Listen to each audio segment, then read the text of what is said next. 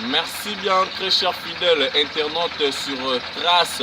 RDC News, site le plus suivi de la planète. Bien, mon votre humble sauveteur René Abiri, Nakata Trace RDC News. Balobi bo s'abonner et belé nandenga kusaranate parce que chaîne YouTube il y a votre frère ami petit frère René Abiri yangoyo balobi ba partenaire boya déjà ebelé le cardinal Mosengo de la presse René Abiri moi Naya Willy Moucheni le véritable code mondial ya mboka oyo mon parent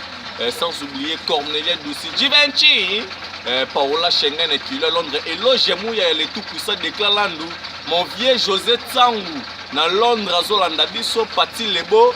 double brassard le grand caméraman VIP Gabi Lopoke Malcolm X balobi Trace RDC News yangoyo balobi bo s'abonner ebele site ya René Abiri yango DG Fongwami botia maboko veut dire que musala et salema vous avez formation ya politique, vous avez formation ya musicien tout, vous avez formation ya chroniqueur na ba chroniqueuse, vous avez formation ya artiste peintre, artiste ya théâtre, veut dire que oyo ezali Trace RDC News, veut dire que ma solo tout ya RDC, vous allez na Bukavu na Beni wapi Butembo, tokutanaka awa déclare Landu. Na bosani yote Hugues Motiaka mon vieux KGB Pichou le maître depuis Londres donc on va trop exact et Baka donc sans oublier mon ami personnel Zoé merci à trop na batutu oboye daranga pe bosunganga et trop votre star votre cardinal Mosengo de la presse merci à trop parce que ma soleuse carré madame déjà kitaki déjà na kati ya kin veut dire que babuka mwina batoka kwela boye bino moko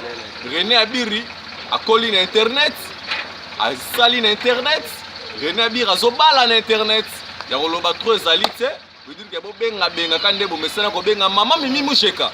mama na Chris Kalanda depuis Bruxelles ya Annie Dembo ya Myriam Mokonzi ya Gisèle Zinda veut dire que mama Sylvie Mbembe mama Sylvie Kabea ya koloba trop ezali te merci boucle.